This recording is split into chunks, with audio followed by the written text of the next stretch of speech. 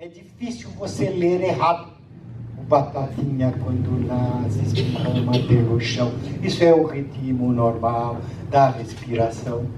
Então, a gente tem que fazer, por isso que funciona muito bem poesia para infantil. Então, eu tentei usando essas duas ideias, mas sugerindo, por exemplo, que a professora faça as crianças lerem cantando com uma musiquinha. Pode ser Ciranda Cirandinha, pode ser coisa assim. Essa aqui eu sugeriria que ela lesse com aquela musiquinha que todo mundo brinca, né? Que é daquela repetição, né? Um elefante incomoda muita gente. 2 elefantes incomodam muito mais. 3 elefantes. Já leu essa historinha? Então, assim, eu fiz tudo com bichinho, porque nessa idade o animismo é muito grande, né? Se você fala para a criança, aí a galinha chegou e falou para o pintinho, imediatamente ela imagina a galinha como minha mãe e o pintinho como eu. Imediatamente. Ela não diz, a galinha não fala. Não. Ela aceita o jogo. Então, surpreendeu. Vai. O elefante é o cheiroso da floresta, cheira os jardins e até cheira os quintais. Com sua tromba para ele tudo é festa. Vive cheirando, ele cheira até demais. Cheirar perfumes é o que ele quer da vida. Viver cheirando para ele isso é comum. Cheirou a rosa, vai cheirar a margarida. Mas sai correndo quando o cheiro é de bom. Mas sai correndo quando o cheiro é de bom. Então, esse é o humor dele. Ele vai morrer. Né? E aí ele vai ver que literatura é gostoso. Ler é legal. A leitura é uma coisa alegre, me deixa feliz. É isso que eu quero, para ele não parar de subir a maldita escada. Mas nesse mesmo ano... Então, e aí, nesse mesmo ano, esse mesmo autor, não é? Que é um ator que publica esses bichos maluquinhos, publica um livro, Melodia Mortal, para o público adulto, que não tem nada a ver. É um livro policial, de investigação. E aí a pergunta que eu faço, que autor é esse? Que homem é esse, gente? Fala um pouquinho desse lançamento, Pedro, que no mesmo ano você transita nos dois públicos. Pois é possível que agora eu venha fazer aquele livro adulto, porque a ideia é boa, lembra? A ideia era boa. Mas eu não sabia como comprar uma ideia. Então, agora será mesmo um livro adulto. Esse aí foi um acidente. Eu tenho um querido, grande amigo, que já me salvou a vida várias vezes, porque ele é médico. Mas já me salvou mesmo, eu estava quase morrendo e ele me salvou uma vez. Então, ele é muito inteligente, moderno, lê pra burro e é apaixonado por música clássica. E a gente anda, né, para fazer exercício, o velho tem que andar, né? E aí a gente conversa bastante. E ele, conversando, às vezes, ele estava falando, mas ele falou, eu andei estudando, tem alguns compositores famosos que eu vi que ele morreu disso e daquilo, e aí eu fui pesquisar e descobri que não é verdade. Ele morreu de outras coisas. Não é verdade que o Mozart tenha sido assassinado pelo Salieri. Ele morreu de doença renal, obviamente, pelos sintomas, e E não é verdade que o Tchaikovsky se suicidou. Não é verdade. Ele morreu de como é que é? Cólera morbus. E eu queria escrever isso, fazer um livro. Falei, pô, faz isso, faz um livro mesmo. Mas não vai fazer livro para médico, com aquela literatura chata, porque isso é uma coisa que interessa a todo mundo. Será? É verdade que Chopin não morreu tuberculoso? A doença dele não era tuberculose? Faz o povo, todo mundo gostaria de saber disso. Faz um livro para... E ele ficou naquela dúvida, falou, te ajudo. Vamos fazer, eu te ajudo a escrever. Mas é que, sei lá, às vezes eu copidesco artigos que ele vai publicar, médicos e tal, né? Eu copidesco um bocadinho para ajudá-lo, com muito cuidado, para ele não ficar ofendido. Mas e aí, falei, Guido Levi, é um grande infectologista. É o seguinte, médico, e é um mistério a morte desses compositores. Eu tenho uma ideia. Teve um detetive que eu gostava de mistério, que tinha um amigo que era um médico. Um detetive chamado Sherlock Holmes e um amigo dele chamado Dr. Watson. que tal a gente fazer esses dois caras entrarem na jogada? Boa ideia. E até porque, né, me ajuda para ele achar um editor. É mais fácil um livro que tem o nome do Pedro Bandeira do que só o nome dele. Uma editora de livraria, né? Então fizemos o livro, aí eu revivi, foi muito gostoso, reli todo o Sherlock Holmes, o Conan Doyle lá, e aí quem me ajudou foi o Dr. Watson. Eu falei com ele por Skype, ele mora em Londres, tá com 160 anos, mas você não dá mais de 150. Tá bem, o cara tá ótimo, uma beleza. Então ele tinha lá guardado algumas histórias muito semelhantes à morte desses compositores, então ele permitiu que nós, então, essa história. Então era bem engraçado. Então, agora, chamado livro para adulto. Adulto, sim, porque eu vou falar em Tchaikovsky.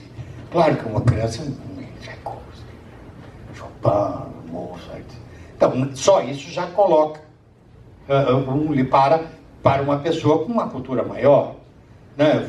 Além do que, doença, não sei o que, também vai interessar uma criança. Então, essa é a diferença. Nesse caso, não é o enredo, mas o conteúdo. O conteúdo só pode interessar um adulto, não há de interessar um adolescente. Ele está em outra, né? Então, essa é a história do ponto de vista. Mas me diverti muito. É gostoso, é gostoso. É chato quando não vai para frente, mas esse foi. Mas você já teve algum fracasso? Fracasso? Depois de publicado não, mas antes de publicado claro. Mas publicado não. Tem livros que não foram para frente, sim. Tem, por exemplo, o nosso Quindilin, né? Eu tenho um livro que eu gostei tanto de fazer. Eu tenho um grande amigo, que é um desenhista, Rogério Borges, ele mora em Curitiba. Ele teve uma ideia, sabe aquelas coisas de criança que tem um desenho e no meio do desenho tem uns bichinhos escondidos e você tem que descobrir no meio das árvores, tem um desenho. Ele imaginou fazer uma história assim, né? E eu fiz uma história com ele, mas as crianças não gostaram. Fracasso total o livro. Certo? Foi, né? Não foi assim, né? Você gostou? Você curtiu? Não sei, eu achei até a ilustração dele está um pouco triste. Eu acho que não está tão infantil como deveria ser. Ilustração infantil é desse tipo, sabe? É assim, para a criança pequena. Ela não pode ser muito rebuscada. A criança pequena quer ver a coisa mais, entendeu? Uma bola é uma bola, entendeu? Eu acho que não, isso eu não sou desenhista nem nada, mas eu penso assim. Você não pode vir com muita arte para a criança pequena, né? Com muita subjetividade para a criança pequena.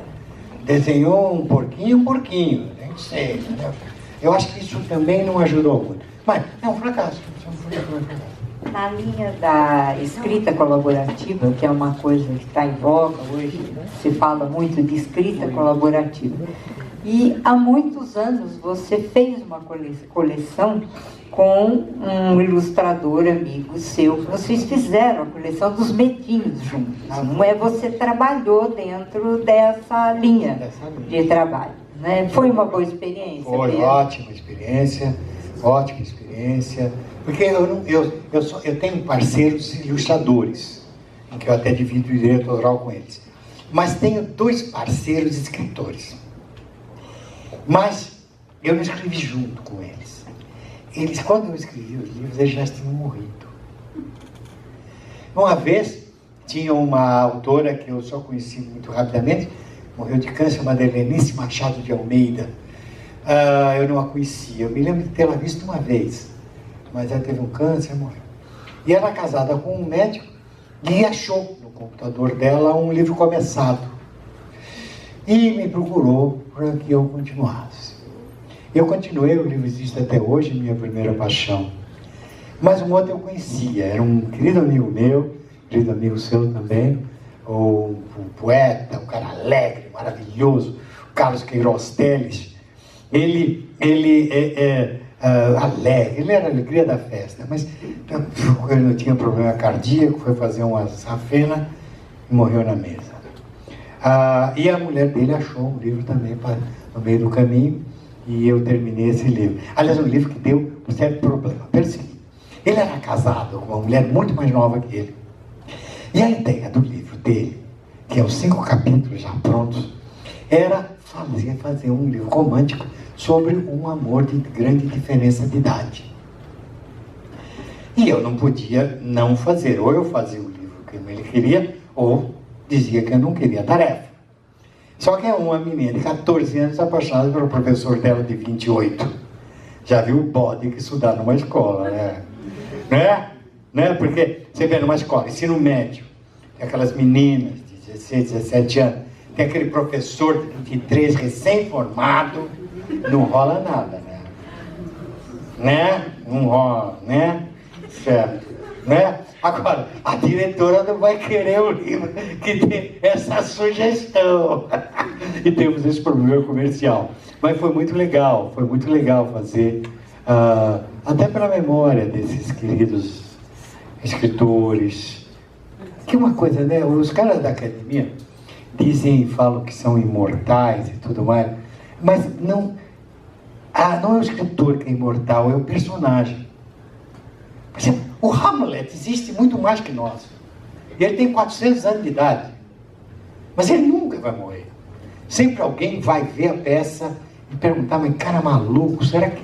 Né? Pô, será que ele é apaixonado pela mãe? Que história é essa? Não é verdade? O Don Quixote nunca vai desaparecer. Tem 600 anos já o Don Quixote. E até hoje eu me sinto Don Quixote. O mundo mudou e eu luto. Ele lutava contra um moinho de vento que não havia na infância dele. Eu luto contra o meu celular, que eu preciso do meu neto para me ajudar. Que eu não entendo aquele troço, como é que faz. Então, vai morrer o Don Quixote? Não, ele está mais vivo do que nunca. Personagem imortal, eterno, né? E eu fico feliz quando eu tenho livros, como A Droga da Obediência, tenho agora 33 anos de idade. Quando eu escrevi essa história, são meninos que estudam isso numa escola, eles são de escola de classe média alta, e eles, numa época que não havia computador, nem internet, nem Facebook, nem nada, não havia telefone celular. Os meus meninos, quando querem telefonar, eles vão no telefone público, põem uma fichinha metálica e discam. Você fala isso para uma criança, como discam? Como discam? Entendeu? Não, eu tenho vários buraquinhos, você bota o dedo e rock, sabe? Isso é chinês para elas. E o livro ainda faz sucesso. Por quê? Porque um livro não é sobre telefones. Ele é sobre emoções, sobre amizade, sobre a justiça, sobre a ética. Então, isso é eterno. Ninguém precisa que o Don Quixote tenha uns telefones celular para falar com o Sancho Panza. Ninguém acha estranho. Por que ele não deu uma ligadinha para o Sancho Panza? Me falou do Facebook. Ninguém acha estranho. Porque a literatura é atemporal. Se ela é boa, se é uma história realmente calcada em nós, no ser humano. Porque o ser humano não muda. O ser humano sempre se apaixonará, terá raiva, sentirá ciúmes, terá cobiça, ambição, inveja. Faça um livro sobre isso. Aí vira um Shakespeare, que está vivo até hoje, porque ele não escreveu sobre os reis ingleses, escreveu sobre nós, sobre nossas misérias, sobre nossas dúvidas, sobre nossas esperanças. E nós sempre nos sentiremos emocionados ao ver uma história de um sujeito que teve isso há 400 anos. Está vivo e continuará vivo para sempre. Eu fico tão feliz achando, outro dia me falaram, Pedro, a sua feiurinha, sua máquina, uma lágrima, os seus caras são clássicos. Que legal, né? É bom chegar aos 75 anos, um cardiopata de alto risco, como disse o meu cardiologista, sabendo que ele não vai morrer. Eu acho que agora, né, Dalva, como nós estamos já em cima da hora, e o prédio A tem horário pergunta, para eu falo fechar. muito, desculpe. Não, a gente podia deixar aberto, né, para as pessoas fazerem perguntas. Aqui, ó, o microfone. Diga aqui. Boa noite, José. Prazer e honra estar aqui naturalmente. E eu vim motivado especificamente pelo Melodia Imortal. Eu vi na televisão a sua entrevista, que eu fiquei encantado. Me chamou muita atenção porque eu lido com música também. E tenho um vínculo também com o livro diretamente, por herança de família, e, enfim. Aliás, um pequeno parênteses interessante quando o senhor mencionou a respeito das Três Laranjas. Existe uma obra, se eu não me engano, de Manuel de Falla, chamada O Amor das Três Laranjas. Exatamente. A gente chamou... Espanhol? Exatamente. História espanhola. Mas que o cérebro não morreu de morte estranha. Senão caberia numa segunda... Enfim. E esse livro me chamou, justamente nessa entrevista, a atenção, porque eu pensei, eu gostaria de dar isso para uma menina de 10 anos, mais ou menos, hoje. Estranha. Mas eu conheço os antecedentes dela, de uma família bem educada, bem culta, estuda numa excelente escola, tem convívio com música erudita, gosta, e eu costumo dar livro para crianças, de modo geral. Isso já é uma velha mania minha, mania entre aspas, né? E para ela eu dei muita coisa apropriada para a idade, coisas de crescimento, e o que me chamou a atenção, que me vinculou a esse livro, foi que, um ano mais ou menos, eu dei para ela um livro sobre alguma coisa sobre como se tornar um perito criminal. Nesse nível. Pois é, e eu dei uma série de livros naquela ocasião para ela, ela deixou tudo de lado, se enfurnou nesse e não saía mais dele. Com essa idade, justamente. Ela não é nada maluca. Mas daí o livro me chamou a atenção, eu dei para ela. E quando eu comprei esse livro para ela, eu comprei para mim também. Pela coisa da música, pelo interesse do Sherlock, o desvendar, como é uma história muito gostosa, eu achei que seria apropriado, enfim. Isso me leva a pensar o seguinte, nessa busca por livros para crianças, principalmente eu conheço famílias que têm menininhas, netinhas, filhinhas pequenas, eu tento ajustar a idade, a faixa etária ao livro, provavelmente. O que eu tenho percebido, em geral, no mercado, é que a maior parte dos livros para as crianças publicados sempre tem a figura masculina, meninos, como principal personagem.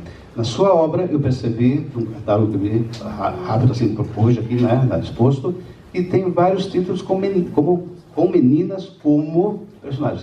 O que eu pergunto é o seguinte, finalmente, será que não existe uma espécie de ranço, quase machismo, entre aspas, levando a palavra com devidas proporções, nesse mercado da literatura infantil que coloca em evidência a figura masculina, a criança, o menino, e muito pouco valor se dava, ou se dá até hoje, na figura feminina como personagem principal infantil?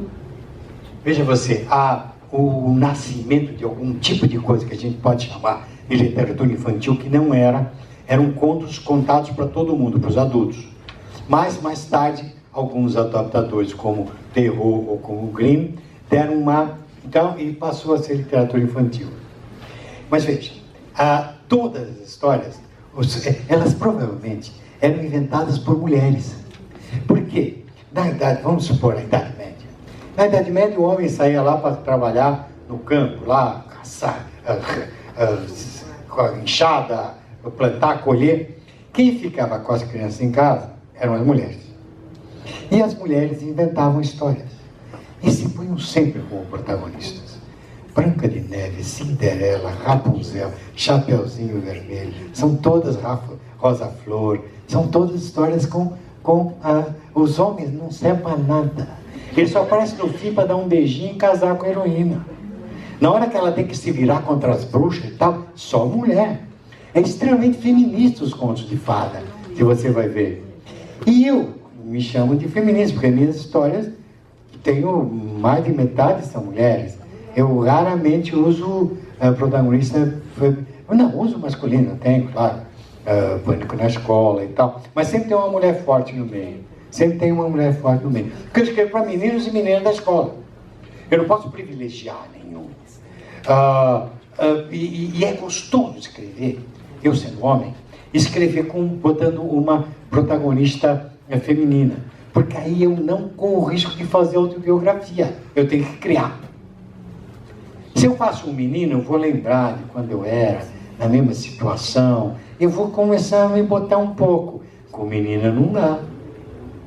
Como é que é uma menina de 14 anos apaixonada? Eu já tive 14 anos faz um tempinho e vivo apaixonado. Mas o que é ser menina? Como é que é um menino de 14 anos com tesão? Hã? Como é? Hein? Como é que eu escrevo isso? Ah, não vou escrever. Como não? O Shakespeare não escreveu Romeu e Romeu. Escreveu Romeu e Julieta. E a Julieta, se você vai pegar bem, é o personagem mais forte que o Romeu. Romeu, a Julieta. Ela que fala, não, peraí, vai falar com o padre, a gente se encontra aqui, ela toma todas as providências. Né? O Romeu bobão, apaixonado. E como ele... Porque ele fez um personagem tão forte, menino? Porque o artista tem que ver o outro. Ele não escreve para si. A gente não faz autobiografia. A gente é um testemunho do nosso leitor. Sabe? Existe uma coisa interessante que eu tenho um amigo meu que estudou muito o samba, o Ricardo Azevedo. E ele descobriu o seguinte: o samba assim como os índios, por exemplo, eles não são capazes de fazer ficção. Você chegou, ele editou primeiro o Daniel Munduruku, ele chegou para o Daniel, que escrevia muito bem, que era, se ela tinha talento, falou: faz uma história. Que história? Faz história, um menino, assim. Que menino? Ele só entende uma coisa que aconteceu mesmo. Se aquilo que não aconteceu é mentira. Ou o mito, aí, sei lá, os mitos da floresta. Mas o que não aconteceu é mentira. Então ele conta histórias que aconteceram com ele. O meu avô Apolinário é uma história que aconteceu com ele, é um grande livro, que aconteceu mesmo, quando ele era menino. Então ele não... E no samba, diz que assim, uma vez um famoso sambista, falou: puxa, você é um bom sambista lá do morro, né, do Rio de Janeiro. Como é que eu faço fazer samba? Fácil. Tu tem namorado? Não tenho. Então tu faz o seguinte: tu arruma uma namorada, aí tu briga com ela, sai um samba. Que aquilo, né? Meu barraco tá vazio, que você foi embora. Tava mesmo. Ele tinha mesmo uma namorada. Então faz parte da criação dele. É viver a coisa. Mais tarde, na Bossa Nova, você vai ver o artista puro. O Chico Buarque ser capaz de fazer uma com açúcar com afeto, por exemplo. Com açúcar com afeto, fiz seu doce predileto, para você parar em casa. Ele está falando por uma mulher.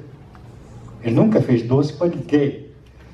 Tá? Mas ele tem a ideia de como é que é aquela mulher que está em casa fazendo uma comidinha bonitinha e o vagabundo vai pro bar, bater o samba na caixinha e deixa ela sozinha. Nossa, isso é fazer arte. Não é... Eu nunca me biografei. Você me conhece mais do que eu mesmo, eu nunca me biografei. Por isso que eu gosto de fazer personagem feminino. Mas falando da Melodia, o Melodia, você que é adulto, é um livro cheio de brincadeira de referência cultural.